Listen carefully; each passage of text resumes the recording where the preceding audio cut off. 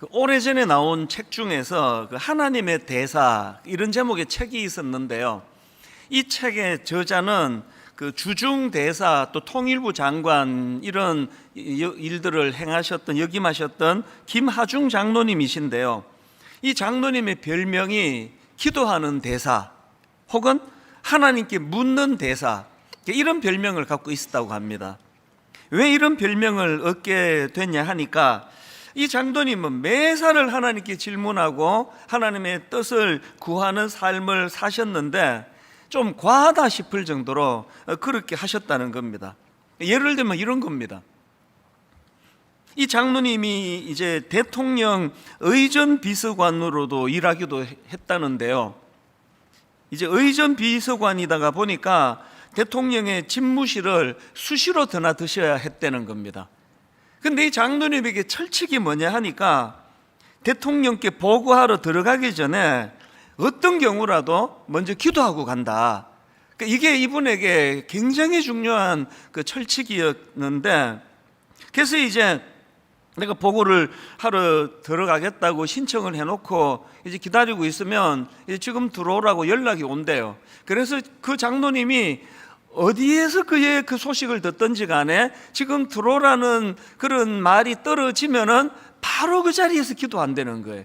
그래서 하나님 앞에 들어가서 참 지혜롭게 또 정직하게 그렇게 잘 할 수 있도록 그렇게 하나님 은혜를 구하고 이제 집무실로 들어가곤 하셨는데, 어느 날은 뭐가 좀 분주하고 그러셨는지 이제 그 집무실에 들어갈 때 깜빡 잊고 기도를 하지 않고 들어간 거예요. 이거 뭐 인간이 그럴 수 있는 거 아닙니까?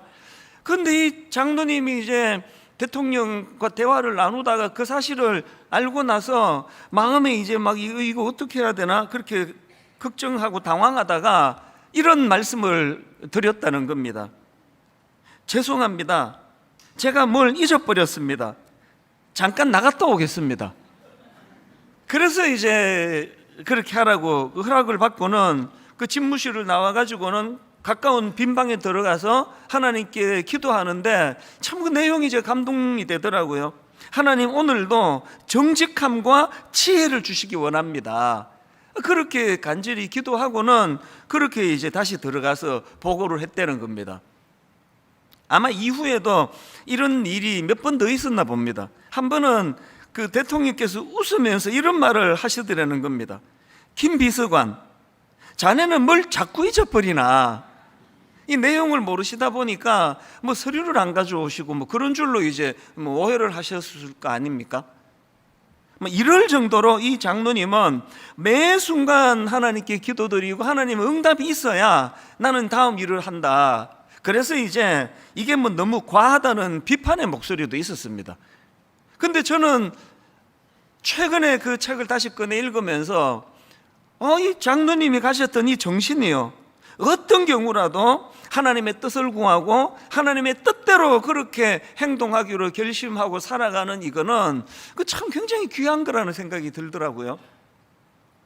느헤미야 2장에서도 좀 비슷한 장면이 나오는데요. 느헤미야 2장 4절입니다.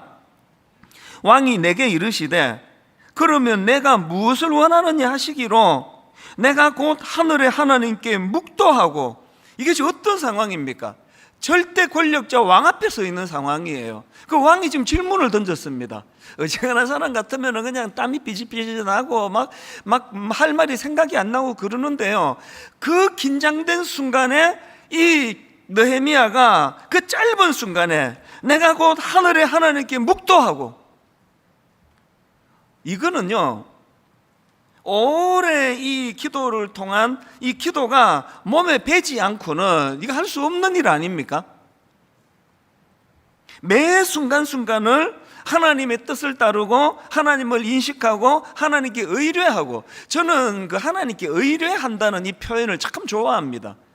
가장 가까운 사람에게 할 수 있는 게 그 하나님 그 의뢰하는 거 아닙니까? 이거 좀 도와주실래요? 이거 어떻게 하면 좋지? 여러분, 기왕에 예수 믿는데 우리 일상적인 생활 속에서 그 예수 믿는 게 무슨 액세서리처럼 그렇게 뭐 주일 올 때만 성경책 털고 오는 게 아니라 매 순간순간, 그래서 그 김하중 장관 그 장로님께서 갖고 있는 기록이 하나 있는데요. 주중대사 최장기간 주중대사를 역임한 그 기록이 있습니다. 그 민감한 중국 대사로 부임하셔가지고 얼마나 지혜롭게 일을 잘 처리하셨으면 그렇게 최장수, 가장 오랫동안 그 일을 하실 수 있었겠냐는 겁니다. 이게 삶 속에서 하나님을 의뢰하는 거예요.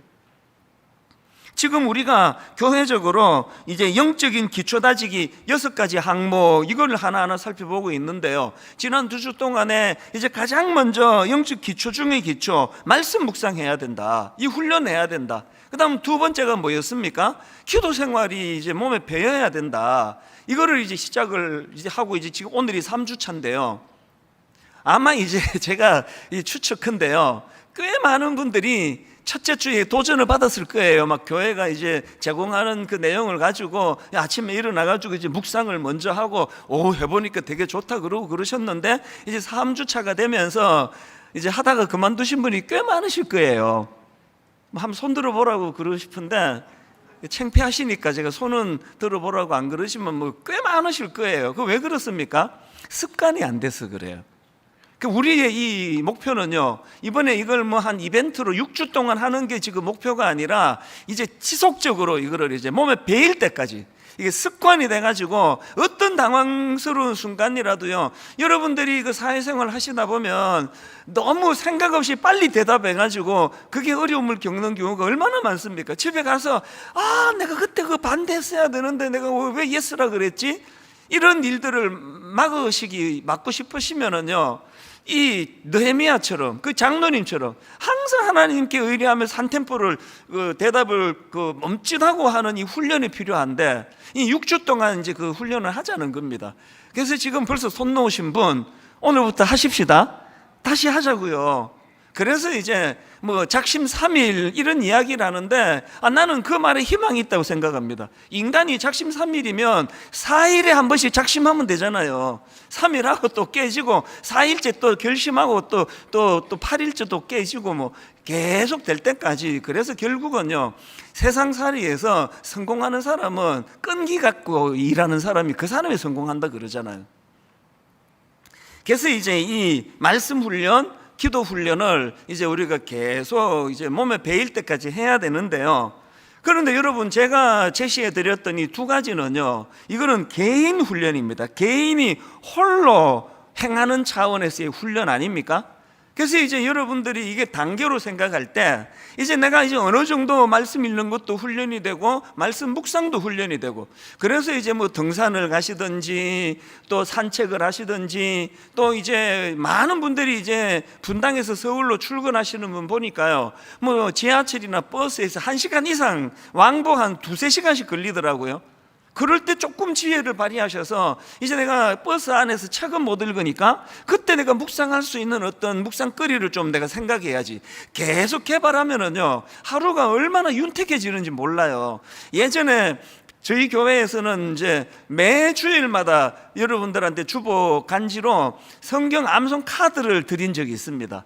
그래서 이거를 가지고 한 주 내내 이제 암송하고 묵상하고, 그리고는 이제 설교하기 전에 전 성도들이 함께 그 묵상한 것을 같이 이제 나누고 그랬던 때가 있었는데요. 참 이거 다시 부활해도 좋겠다는 생각을 합니다. 계속 말씀을 묵상하는 건 그것이 내 마음 안에서 늘 영향을 미치기 때문에 그렇습니다. 이제 오늘은 3째 주인데요, 이렇게 이제 개인 훈련인 말씀 묵상도 이제 어느 정도 이루어지고 기도 생활도 어느 정도 이루어지면, 이 2가지 개인 훈련이 잘 되는 분들이 눈을 돌려야 되는 게 이게 공동체성의 회복입니다. 공동체로 눈을 돌리셔야 돼요. 그래서 제가 오늘 설교 제목을 홀로 그리고 함께, 이렇게 제가 제목을 정해봤는데요. 제가 그 설교 제목을 한 10번 정하면 한 10번에 한 번 정도는 이 제목 잘 정했다 그런 생각이 들 때가 있는데, 이번이 그런 날이에요. 이 제목 진짜 잘 정했습니다. 동의해 주신다면 더 행복하겠고요. 이 제목이요, 홀로 그리고 함께, 이게 우리 신앙생활의 엑기스를 다 담고 있는 거예요. 그래서 우리는 홀로 그리고 함께, 한번 따라해 보시겠습니까? 홀로 그리고 함께, 홀로 그리고 함께. 말씀 묵상과 기도 훈련이라는 개인 훈련은 홀로 이루어지는 거지만, 이것이 잘 훈련이 되는 사람들은 함께로, 이 함께의 정신, 공동체로 나가야 됩니다. 아마 많은 분들이, 제가 이렇게 말씀드리면 많은 분들이 이런 질문을 하실 거예요. 왜 꼭 그래야 돼? 신앙생활은 하나님과 1대1로 하는 건데, 아니 내가 스스로 말씀도 묵상하고 기도도 하고 그러는데 왜 꼭 내가 다락방을 왜 꼭 나가야 돼? 교회는 왜 나가야 되냐고, 이런 질문은 아마 하실 거예요. 여러분, 이런 질문을 하시는 분들에게 제가 답을 드리고 싶은데요, 왜 그래야 된다고요? 너무나 중요한 답이 있는데요, 그게 하나님의 창조 질서이기 때문에 그렇습니다. 자, 이게 무슨 말씀이냐? 하나님이 인간을 창조하실 때의 그 과정을 한번 생각해 보십시오. 창세기 2장 18절을 보십시오. 여호와 하나님이 이르시되 사람이 혼자 사는 것이 좋지 아니하니, 사람이 혼자 사는 것이 좋지 아니하니. 여러분, 이 말씀에서 중요한 것은 시점이에요. 하나님이 어느 시점에서 아담에게 이렇게 말씀하셨냐 하니까요, 아담이 타락하고 하나님의 창조 질서를 깨트려버리고 아담이 타락해가지고 어떤 결핍이 생기고, 그래서 이거 보완해야 되겠다, 그래서 이제 혼자 사는 게 좋지 않다, 이렇게 주신 게 아니고요, 이 말씀을 주신 시점은 놀랍게도 아담의 타락 이전에 주신 말씀이에요. 뭘 의미합니까? 아담 혼자 충분히 모든 걸 다 갖추게 만들어 주셨습니다. 타락 이전에 아담 홀로도 충분히 너무나 아름다운 존재인데요, 그런데 하나님의 창조 질서에서 혼자는 좋지 않다는 거예요. 그 다음 중요한 말씀이 창조 과정에서 나온 창세기 1장 26절입니다. 하나님이 이르시되 우리의 형상을 따라 우리의 모양대로 우리가 사람을 만들고. 지금 여기 계속 반복되는 우리 삼위일체이기 때문에 내가 해도 전혀 틀린 거 아닙니다. 그런데 지금 창조 과정에서 하나님이 뭘 강조하시는 겁니까? 성부 하나님, 성자 하나님, 성령 하나님, 그 하나님의 공동체성을 드러내는 거예요. 그 하나님이 지금 공동체성으로서 우리라고 말씀하시면서 하나님께서 그 창조에 어떤 요소를 담기를 원하십니까? 우리의 형상을 따라 우리의 모양대로 우리가 사람을 만들고. 이게 바로 공동체적인 거 아닙니까? 세상 사람도 다 알아요. 예수 안 믿는 사람도요. 너무너무 조화를 이루는 어떤 그런 요소들을 가지고 조화를 이루는 것을 보고 사람들이 이렇게 말하잖아요. 저거 삼위일체를 다 이루었네? 그 믿음 좋은 사람이에요. 그 교회는 안 다니지만 그 인생의 원리를 알고 있는 거예요. 그 삼위일체가 조화를 이루었네? 너무나 아름다운 삼위 하나님의 공동체의 조화의 아름다움을 우리 인간에게도 그 정신이 부여해지기를 원하는 겁니다. 그래서 여러분, 이 개인적 차원에서 말씀 묵상과 기도 훈련하는 거 참 중요하고요, 홀로. 그런가 하면은 오늘 설교 제목을 홀로 이렇게만 잡아놓으면은 그 완전한 게 아니잖아요. 그리고 함께. 우리가 지금 함께 모였잖아요. 홀로 그리고 함께. 제가 이런 내용들을 말씀을 전하려고 여러 말씀을 가지고 미리 묵상을 하고 살피고 했는데요, 제가 오늘 이 내용들을 너무나 잘 설명해 놓은 말씀을 하나 발견한 겁니다. 그게 바로 오늘 본문 말씀이에요. 오늘 이 말씀은요, 굉장히 유명한 말씀입니다. 예수님께서 12명의 제자를 부르시는 그 내용을 다룬 본문인데요, 제가 그 뒤에 있는 12제자의 이름 열거하고 그건 다 빼고 바로 제가 오늘 본문에서 누가복음 6장 12절 13절 이 두 구절에서 너무나 공동체와 관계되는 아름다운 원리를 제가 발견했기 때문입니다. 자, 오늘 본문을 다시 한번 보십시오. 누가복음 6장 12절 13절 같이 한번 읽어보시겠습니다. 이때에 예수께서 기도하시러 산으로 가사 밤이 새도록 하나님께 기도하시고 밝음에 그 제자들을 부르사 그 중에서 12를 택하여 사도라 칭하셨으니, 여러분, 예수님이 12제자를 부르시는 여기에서 오늘 본문에서 너무너무 중요한 전제가 뭐예요? 예수님이 공적인 사역을 행하시기 전에, 본격적으로 일하시기 전에 제자들을 불러 공동체를 먼저 만드셨다는 거예요.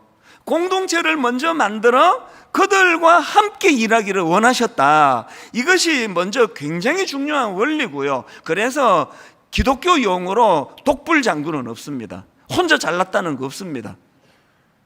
함께해요.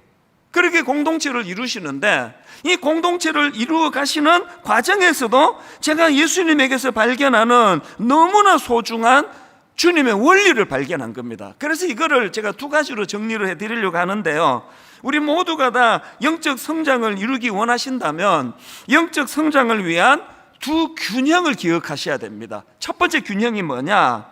아무리 공동체가 좋지만요, 첫째, 홀로서기 훈련이 먼저라는 겁니다. 홀로서기 훈련. 지금 12절에서 예수께서 기도하러 산으로 가서 밤이 새도록 하나님께 기도하시고 그런 다음에 날이 밝음에 그 제자들을 부르신다는 원리에서 너무나 중요한 것을 찾아낸 거거든요. 여러분, 이 예수님의 원리에서 뭐가 느껴지십니까? 제자들을 부르시기 전에, 그룹을 만들고 공동체로 생활하시기 전에 홀로, 단독자로 밤새도록 기도하시는 이 예수님의 모습, 그걸 통해 우리가 배워야 되는 건요, 아무리 좋은 교회 만나는 거 좋고요, 다락방에서 좋은 사람들과 교제하는 거 다 좋은데, 그 모든 교회 공동체가 살아나려면 그 구성원들이 하나님 앞에서 홀로 깊은 교제가 필요하다는 겁니다. 헨리 나우에는 오늘 본문에서 예수님이 이 모습에서 그 고독훈련, 이 고독훈련이라는 그런 명제를 만들어내는 걸 제가 봤는데요, 그 헨리 나우엔의 공동체라는 그 책에 보면은 이런 내용이 나옵니다. 고독이란 하나님과 단 둘이 있는 것이다. 당신의 삶에는 그런 공간이 존재하는가? 존재하세요? 여러분, 하루 일과 중에 하나님과 단 둘이, 그 당신의 삶에는 이런 공간이 존재하는가? 당신도 하나님과 단 둘이 있어야 한다. 그것이 왜 이토록 중요할까? 고독 속에서 당신을 사랑하는 자라 부르시는 하나님의 음성을 들을 수 있기 때문이다. 기도란, 잘 들어보세요, 기도란 당신을 내 사랑하는 딸, 내 사랑하는 아들, 내 사랑하는 자녀라 부르시는 그분의 음성을 듣는 것이다. 우리가 다락방하고 교회에서 만나 성가대하고 주일학교 교사하고 좋은 사람들끼리 만나고 찬양하고 먹으러 가고 교제 나누고, 이 모든 것이 아름다운 모임이 되기 원해서는 여러분 각자가 하나님 앞에서 먼저 단독자가 되는 거예요. 하나님 앞에 홀로서는 훈련이 필요하다는 겁니다. 제가 지난 세월을 쭉 돌아보니까요, 저는 뭣도 모르고 그냥 막 살은 것 같은데요, 이 철저한 하나님의 의도된 훈련을 저를 통해 이루어 주셨더라고요. 제가 청소년 사역을 본격적으로 시작한 게 33살 때부터거든요. 근데 놀랍게도 딱 그로부터 10년 전부터 저를 고독훈련을, 강도 높은 고독훈련을 시키신 거 아닙니까? 7년간 시카고로 이민 가서 말로 다 할 수 없는 광야에 내 던져진 것 같은 너무너무 외롭고 고독한 그 눈물 나는 과정을 겪게 하시고요. 그리고는 이제 이번에는 장소를 또 바꾸어 주셔가지고 제가 목사가 되겠다고 그랬더니 하나님께서 한국으로 저를 이제 역이민을 보내주셨는데, 그 신학교 3년 내내 진짜 외로웠습니다. 여러 번 말씀드렸잖아요. 와보니까 학교가 그 경기도 양지, 듣지도 보지도 못한 산 중턱에 있더라고요. 그리고는 이제 전사님들이 다 이제 금요일 되면은 사역 한다고 전국으로 다 뿔뿔이 다 흩어지는데, 또 자기 집으로 다 가는데, 그 남겨진 제가 가진 그 고독감은 이루 말로 다 못해요. 여러분 방학이 되면은 하루 한마디도 못할 때가 많다고 지난주 말씀드렸잖아요. 그런데 놀랍게도 지금 그때를 되돌아보면은 하나님께서 저에게 만 10년간의 청소년 사역자로 세워주시고, 그리고 20년 동안 분당우리교회 담임 목사로 세워주시기 전에 저에게 베푸신 게 10년간의 고독훈련이에요. 만 10년 동안 그렇게 고독훈련을 통해서 제가 배운 너무너무 고마운 몇 가지가 있는데요, 저는 이 고독훈련을 통해서 하나님 의지하는 법을 배운 겁니다.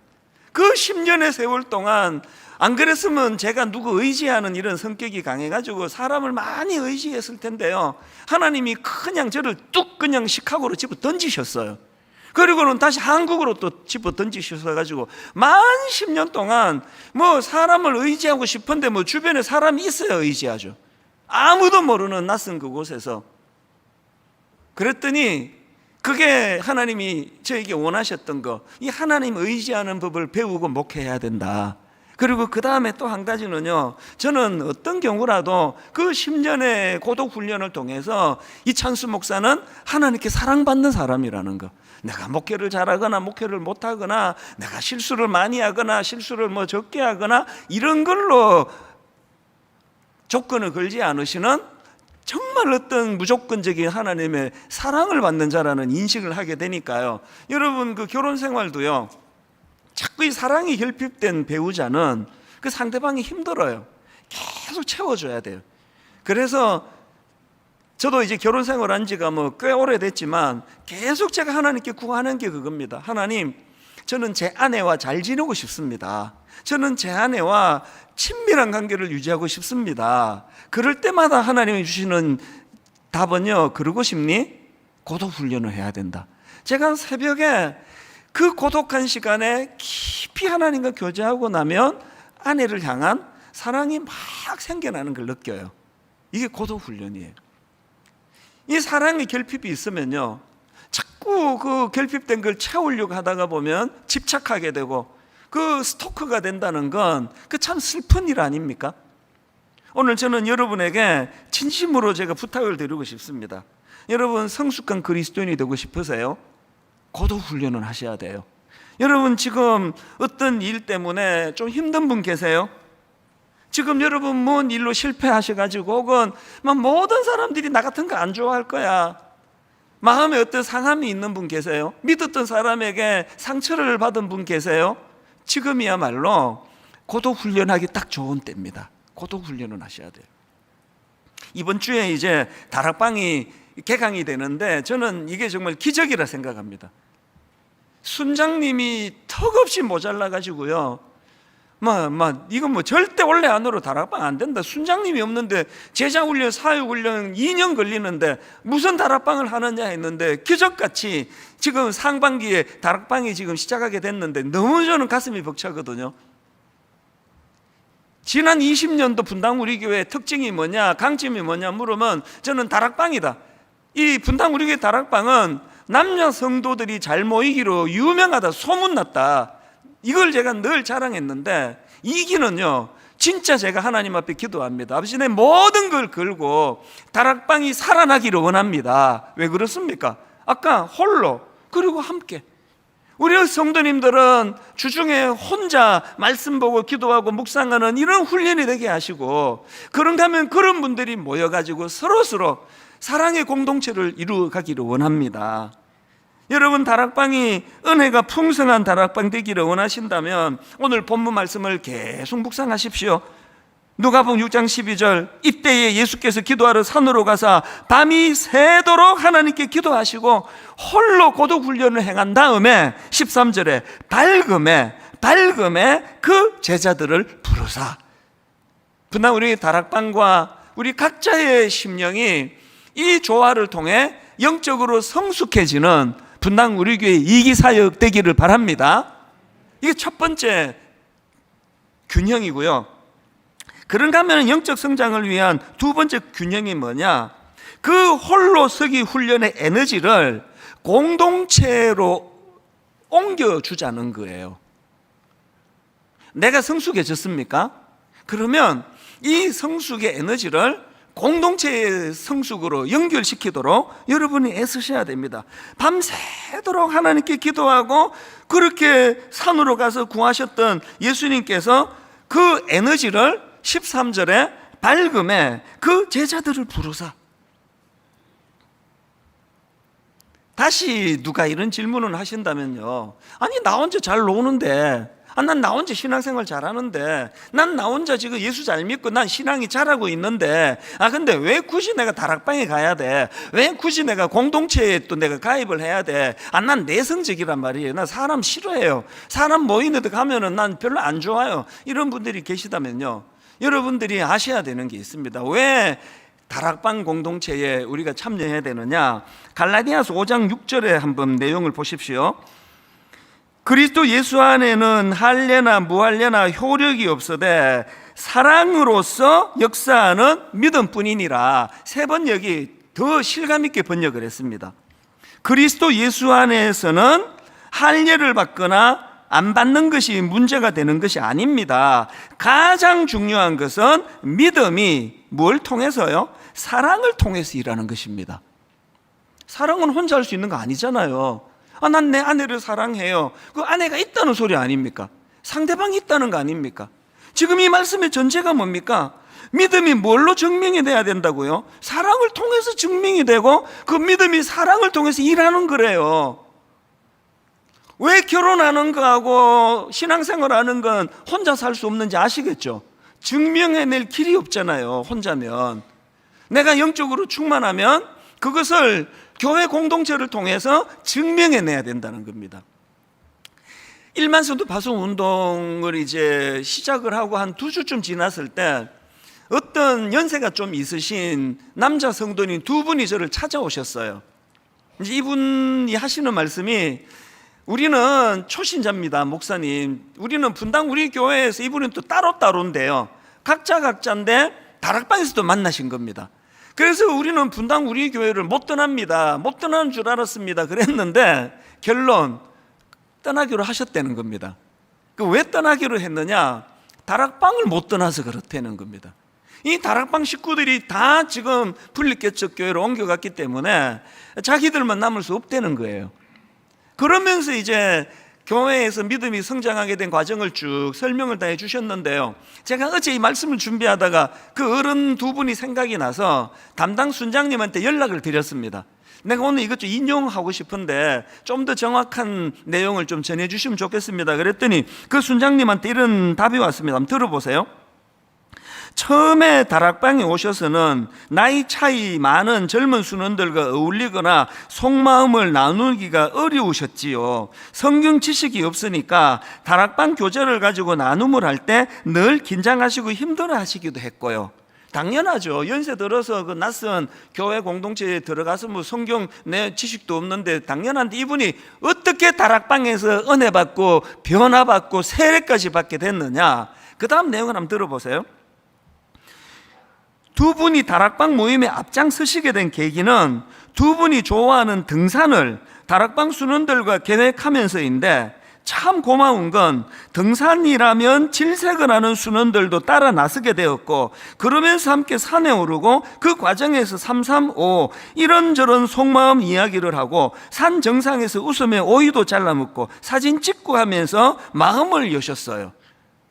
놀라운 건요, 이찬수 목사의 주옥 같은 복음 설교를 듣고 이분이 마음이 열려 예수 믿게 된 게 아니래요. 등산을 너무 좋아하는 이분이 가만히 보니까 저 젊은 저 사람은 그 등산 싫어한다는데 자기를 위해서 따라와주고 오이 깎아주고, 그리고 그런 얘기까지 하시더라고. 저 만났을 때 처음에 교회에 이제 눈을 떠가고 예수를 믿기 시작할 때 자기 위주로 배려해 주느라고 맥주도 사주셨대요. 교회에서는 술 마시면 안 된다고 알고 있는데 맥주를 사주시면서까지 마음을 열도록 애써주신 그 공동체, 이 얼마나 성숙한 겁니까? 그래서 일만성도 파송 운동이 성공할 수 있게 된 원인 중에 하나는요, 이게 다락방별로 교구를 미리 1년 반 동안 만들기 때문에, 그래서 저는요, 남기로 하신 분들에게 고마운 게 그거예요. 다른 교회 같으면 일만수도 파송 운동 나가는 거가 공동체를 이탈하는 거잖아요. 분립하는 게. 그런데 이게 우리 교회는 남는 게 이탈이에요. 남는 게. 그 교구가 이렇게 쏙 옮겨가지고 교회가 됐으니까. 그리고 그 다락방 식구들이 그대로 갔는데 나는 이 교회를 사랑하기 때문에 난 분당 우리 교회를 세워야 돼. 그래서 남기로 하면서 그 공동체를 이탈하는 그 가슴 아픈 결정을 하신 분이 너무 많으신 거예요. 그래서 저는요, 순종해서 가신 분들도 너무너무 고맙고요, 말로도 알 수 없이 고맙고요, 이 교회를 위해서 내가 남기로 했다, 그런 대가지불 하신 분들도 너무너무 고마운 거예요. 순종해서 가신 분들은 그 집 앞에 작은 교회와 29교회를 세워나가기 위하여 힘에 겹도록 사명을 감당하셔야 되고요, 남기로 하신 분들은 여러분들이 이 교회를 세워나가도록, 그래서 남기로 하신 순장님들도 감사하고요. 이 두 가지 포인트를 아시겠죠? 고독 훈련이 먼저예요. 하나님 앞에 단독자로 서는 겁니다. 그 다음 두 번째가 뭐예요? 그렇게 내가 영적으로 충만하면 그걸 그냥 가두어 두는 거 아닙니다. 다락방을 위하여, 영혼을 위하여, 새 생명을 위하여 그들에게 흘려보내주는 이 두 가지 균형. 한 가지 말씀만 더 드리고 이제 오늘 결론을 맺으려고 하는데요, 최근에 제가 너무 감동적인 이야기를 하나, 어느 글을 본 겁니다. 미국 캘리포니아 그 북쪽에 그 레드우드 국립공원이라고 있다는데요, 저는 뭐 가보지 않았죠. 이 레드우드 국립공원의 그 특징이 뭐냐 하니까, 세계에서 키가 제일 큰 나무, 또 가장 오래된 나무, 그런 나무들이 절비한 데가 그게 레드우드 국립공원이래요. 그래서 뭐 제가 그때 그 글을 보니까 키가 115cm, 하여튼 100m가 넘어요. 어마어마하게 큰 키를 갖고 있는 나무도 있고요. 그리고 막 둘레가 얼마나 큰지 그 사이로 차가 지나가는 정도로 그 너비가 넓은 그런 나무도 있고. 그런데 제가 이번에 새삼 놀랐던 게 뭐냐 하니까요, 그 공원에서 자라고 있는 그 레드우드 나무, 그러니까 레드우드 나무가 이제 줄을 이루니까 공원 이름을 그렇게 지은 것 같아요. 그 레드우드 나무는요, 뭐 세계 신기록이 아니더라도 보통 나무들이 키가 한 60m, 70m가 된대요. 여러분 60m 그러면 아파트 20층 높이에요. 70m는 아파트 23층 높이입니다. 키가 그렇게 그 큰 나무들이 절비한데요, 뭐 상식적으로 다 아시잖아요. 나무가 키가 그렇게 크면 어떻게 해야 돼요? 뿌리도 그만큼 깊어야 되잖아요. 그래야 바람에 이게 뽑히지 않는데, 불행하게도 그 레드우드 그 지역 안반, 그 지역의 지질이 이게 바닥에 이게 안반으로 돼 있다. 안반으로. 그러니까 뿌리를 깊이 내리지를 못한대요. 그래서 키가 60m, 70m나 되는 그 레드우드 나무가요, 기껏 뿌리를 내린 게 겨우 한 3m, 4m밖에 못 내린대요. 그 캘리포니아가 또 바람이 많이 부는 걸로 제가 알고 있는데, 그 어떻게 뽑히지 않고 그렇게 몇백 년씩 그렇게 자랄 수 있는 건가? 내 진짜 감동적인 분석을 본 거예요. 이 나무들이요, 키가 그렇게 큰데 뿌리를 내리지 못하니까 어떻게 그 거센 태풍을 견디며 오랜 세월 생명을 보존하며 자랄 수 있었는가? 그 레드우드 나무들끼리 뿌리가 서로 연결이 되어 있다는 거예요.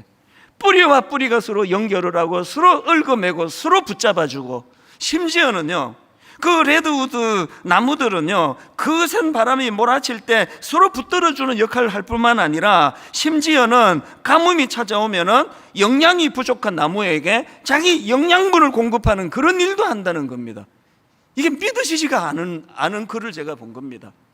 마음에 감동이 확 밀려오면서요, 기도가 나오는 거 아닙니까? 하나님, 분당 우리 교회는 레드우드 교회가 되기를 원합니다. 그저 그냥 나 뿌리가 뭐 그냥 엄청난 깊어 이거 자랑하는 사람이 모인 교회가 아니고요, 담임 목사부터 뿌리가 얕아요.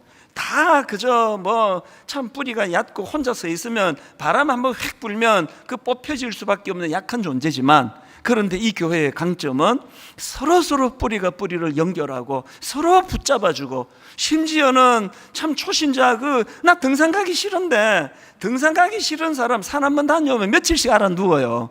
알통 붓고. 그런데 그 초신자 어른을 위해 가지고 기꺼이 따라 가지고 오이를 깎아 주고, 심지어는 그분 마음을 열게 하기 위하여 맥주를 사다 주고, 막 이런 노력을 통해서 굳건히 믿음이 서가는 그런 교회, 그런 다락방. 결론으로 한마디만 더 부연하자면, 저는 여러분이 만들어가고 있는 여러분의 가정이 레드우드 가정이기를 바랍니다. 자녀가 더디 자라는 것 때문에 속상하시잖아요. 또 인간의 그 남의 밥그릇이 커 보이는 그 원리 때문에 뭔가 우리 아들은 우리 딸은 좀 더디 자라는 것 같고 그러시잖아요. 그래서 자꾸 그걸 지적하면은 아이들은 더 주눅이 들어요.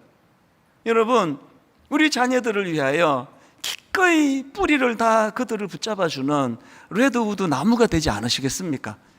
남편이 혹은 아내가 그 좀 마음에 안 드는 부분이 있을 때 10번 그거 지적한다고 고쳐지지 않아요. 오늘 저녁에 가족이 함께 모여 우리 레드우드 나무가 되자.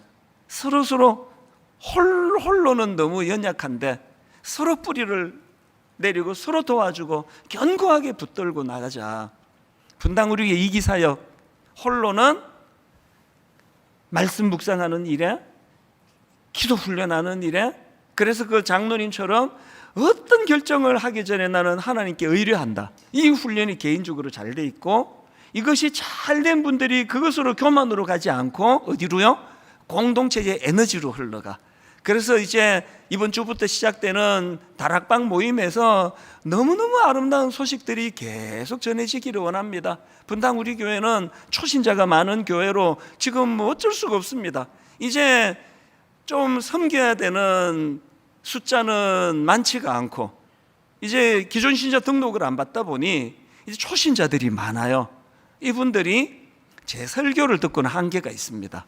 다락방 공동체에서 서로 섬기고 격려하고 레드우드 나무가 되기를 원합니다. 결론을 맺으면서요, 제가 이제 이 설교를 준비하는 내내 마음을 뜨겁게 한 찬양이 하나 있는데요, 그게 개척 초기의 추억 때문에 그래요. 어느 주일인가 펑펑 울었던 기억이 있거든요. 왜냐하니까 여러분 다 아시지만 저는 어른 목회를 해본 적이 없습니다. 그래서 개척 초기에는 너무 많이 두려웠어요. 토요일에 뭐 제대로 발 뻗고 자본 적은 없고요. 막 설교가 감이 안 잡히니까, 이 중동부 애들 할 때는 막 그냥 막 마음껏 얘들을 내가 그렇게 목회를 할 수 있었지만 어른들에게 이게 안 맞으니까, 그래서 토요일 날요, 어느 날도 기억이 나요. 설교 준비 다 하고 그렇게 하고 시계를 딱 보니까 새벽 5시예요. 밤을 샌 거예요. 그렇게 설교 준비를 하고 설교를 해도 설교하고 나면 주일 오후가 마음이 뭔가 찝찝하고 이게 시원하지 않고, 왜 설교를 왜 이렇게밖에는 못할까, 그렇게 자책했던 저에게 여러분들이 저의 레드우드 나무세요. 얼마나 많이 격려해 주시고, 우리 목사님 설교 잘한다 이런 말씀하는 것보다 이 말을 더 많이 하셨어요. 설교 점점 좋아지고 있다. 설교 점점 좋아지잖아. 얼마나 주변에 소문을 많이 내주시는지, 우리 교회 와서 목사님 설교 한번 들어봐, 점점 좋아지고 있어. 여러분이 저에게 레드우드 나무예요. 그래서 여기까지 온 거거든요. 그래서 어느 날 이 찬양을 우리 예배 시간에 부르는데 그렇게 눈물이 나더라고요.